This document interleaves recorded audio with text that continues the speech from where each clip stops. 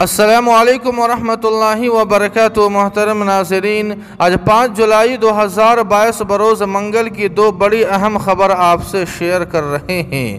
جی ہاں ناظرین کرام، آپ کو بتلا دیں کہ زی نیوز کے نفرتی اینکر روہت رنجن کو نوئیڈا پولیس نے گرفتار کر لیا ہے۔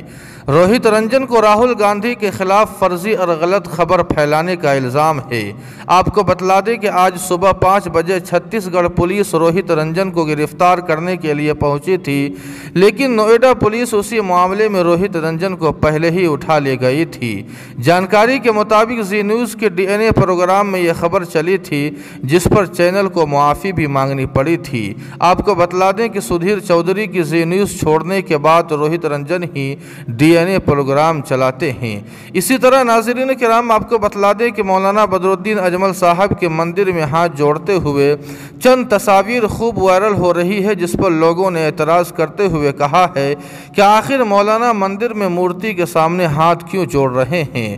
تو آپ کو بتلا دیں کہ مولانا بدرالدین اجمل صاحب نے اس خبر کی وضاحت کرتے ہوئے اپنے فیس بک اور ٹویٹر اکاؤنٹ پر لکھا ہے کہ میں نے سیلاب سے متاثرہ علاقے کا دورہ کیا اور اسی علاقے میں واقع مندر بھی گیا، جہاں پر سادھو سنتوں اور مندر کے ذمہ داروں سے ملاقات کر ان کی شکایت سنی اور ان کی فریاد کو حکومت تک پہنچانے کا وعدہ بھی کیا۔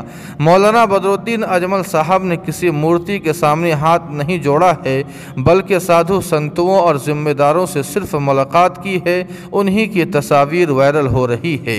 جی ہاں ناظرین کرام، ان دونوں خبروں کے متعلق آپ کی کیا رائے ہے؟ کمنٹ کر کے ہمیں ضرور بتائیں۔ ویڈیو کو لائک اور شیئر کر دیں اور قاسمی جی کے کو سبسکرائب کرنا نہ بھولیں۔ والسلام علیکم ورحمۃ اللہ۔